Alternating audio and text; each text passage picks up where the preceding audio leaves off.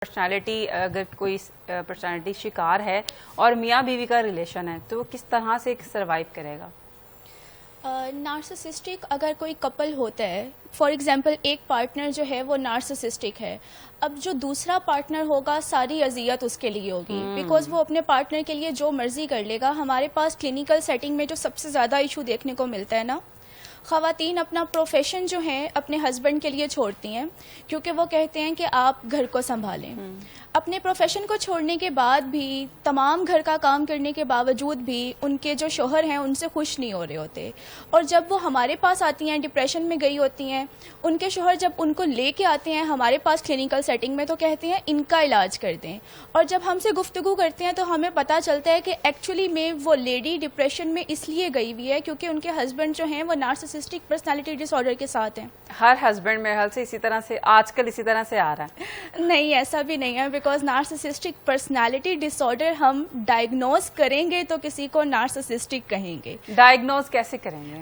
ہمارا جو diagnostic manual ہوتا ہے نا، ہمارا کلینکل سائیکالوجی کے اندر ایک ڈائگنوسٹک مینول ہوتا ہے، ہم اس کے اکارڈنگلی ڈائگنوسس جو ہے وہ بناتے ہیں. ہم ایسے رینڈملی سمٹمز دیکھ کے کسی کو نہیں کہہ سکتے کہ یہ فلاں پرسنالٹی ڈس آرڈر ہے یا پھر یہ فلاں ڈس آرڈر ہے. مثلاً کیا چیک اینڈ بیلنس ہے اس میں؟ کچھ کرائیٹیریا ہوتے ہیں، کچھ سمٹمز ہوتے ہیں جو موجود ہونا ضروری ہوتے ہیں، اور وہ سمٹمز ایک پرٹیکولر ٹائم پیریڈ سے موجود ہونا ضروری ہوتے ہیں. اور پھر اس کے ساتھ یہ بھی ہوتا ہے کہ ان سمٹمز کی وجہ سے آپ کی لائف جو ہے وہ ڈسٹرب ہو رہی ہے، یا تو آپ کی شادی شدہ.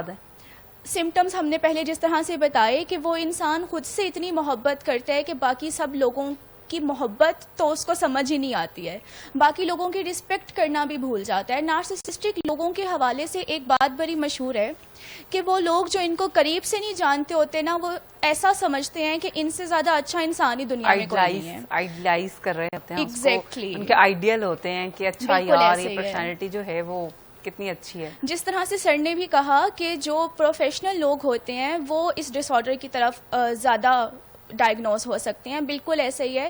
جتنے بھی ہائی اچیورز ہوتے ہیں اس میں زیادہ پرسنٹیج جو ہے وہ نارسسسٹک ڈس آرڈر کی آتی ہے. اچھا، خود پرستی تو اچھی چیز نہیں ہے؟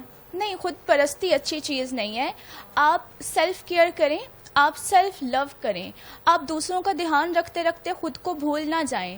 لیکن اگر آپ خود سے اتنی محبت کرنے لگ گئے ہیں کہ آپ کو باقی کوئی انسان نظر ہی نہیں آ رہا تو پھر یہ ایک بیماری ہے. اچھا، تو مردوں میں یہ زیادہ جو ہے ڈس آرڈر پایا جاتا ہے یا خواتین میں؟ ہمارے ملک میں مردوں میں زیادہ پایا جاتا ہے، اور اس کا ریزن یہ ہے کیونکہ ہم نے اپنے مردوں کو ڈومینیٹ کرنا سکھایا ہے نا. ہماری سوسائٹی میں میل جو ہے وہ ڈومینیٹ کرتے ہیں، تو پھر دین جب وہ ہائی اچیورز بنتے ہیں تو پھر ان کے اندر نارسسسٹک ڈس آرڈر جو ہے وہ ایز کمپیئر ٹو فیمیلز زیادہ ہوتا ہے. اچھا، ہم نے یہ سوچ بنائی ہے کہ مرد جو ہے وہ بہت اوپر کی کوئی چیز ہے، مرد افضل ہے، عورت جو ہے وہ پاؤں کی جوتی ہے. شاید آج بھی یہی سمجھا جاتا ہے کہ اونچی آواز میں صرف مرد بات کرے گا، روڈ مرد بات کرے گا کیونکہ وہ مرد ہے، غصہ مرد کو آئے گا کیونکہ وہ مرد ہے. تو کیا کہنا چاہیں گی نا؟ یہ بھی کوئی ڈس آرڈر ہی لگتا ہے مجھے تو. ایکچولی میں مجھے ایسا لگتا ہے کہ ہماری اپنی ہی غلطی ہے، ہماری دین سے دوری ہے. لوگ کہتے ہیں کہ اسلام نے مرد کو برتر بنایا ہے، میں اس چیز سے اختلاف نہیں کر رہی ہوں، لیکن اسلام نے کہیں پہ یہ نہیں کہا کہ مرد جو ہے وہ چیخے گا، چلائے گا، عورت کو مارے گا اور عورت جو ہے وہ چپ کر کے برداشت کرتی رہے گی. ایسا کنسیپٹ نہیں ہے. جن مردوں کو یہ لگتا ہے کہ وہ عورت سے برتر ہیں، اوکے، لیکن ان سے ایک درخواست ہے کہ اسلام کو اسٹڈی کریں اور ذرا اسٹڈی کریں کہ عورت کے ساتھ رویہ کس طرح کا رکھنے کا حکم ہے ہمارے دین میں. تو یہ جتنے بھی معاملات ہیں نا ہمارے ہی دین کی دوری کی وجہ سے ہیں. پھر کوئی بھی چیز کوئی بھی انسان بول دیتا ہے کہ مرد ہے تو وہ غصہ کر سکتا ہے، مرد ہے تو وہ کچھ غلط بات بول سکتا ہے، برداشت صرف عورت نے کرنا ہے. تو کلچرل چیزیں اور ہماری دین کے ساتھ دوری جو ہے اس کی وجہ سے یہ مسائل ہماری سوسائٹی میں